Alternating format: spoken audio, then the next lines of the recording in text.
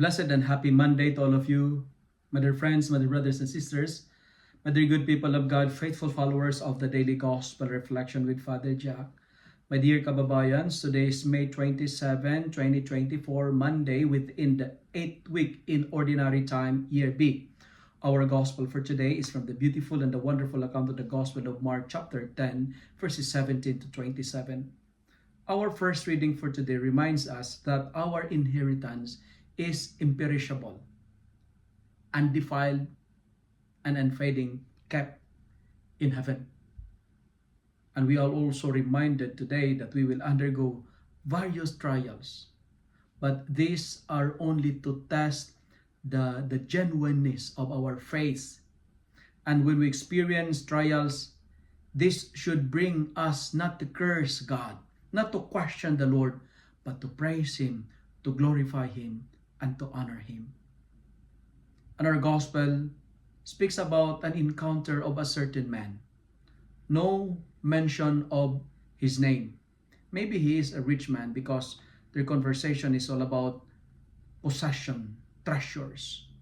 And he asked Jesus with this question, "Teacher, what must I do to inherit eternal life?" In short, he's asking Jesus with this question we need also to ask ourselves, what must I do to be saved? And Jesus answered him, "Go, sell what you have and give the money to the poor, and you will have treasure in heaven. Then come, follow me." My dear friends, my dear brothers and sisters, if we follow all the commandments, especially the 10 commandments, because that man did it, but if we refuse to provide the needs of the less fortunate, if we find it hard to help the needs of the poor, well, we cannot enjoy the joy of eternal life. Sometimes in our life, it is our material wealth, our material wealth, our riches that impedes us to be good. Sometimes when people have so much money, they change their behavior. This might not be true to all, but most of the time. Take note, our material possessions cannot buy our salvation.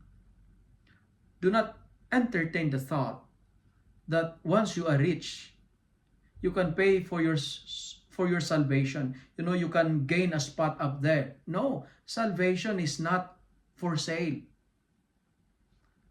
But material possessions can be used as a stepping stone towards heaven. And what's that stepping stone? Provide, help the needs of the poor. It is not a sin to be rich. It is not a sin to be gifted with so much money. But we need to be watchful because sometimes too much trusts to money will deprive us of the joy of heaven. Let me end my reflection by saying, if God blesses you financially, be generous. Don't be stingy. Be kind. Be merciful. And be open to the needs of the poor. If you love and like this reflection, kindly share it with your friends. Share it with your family. Make the Word of God viral so that many will be blessed. Amen.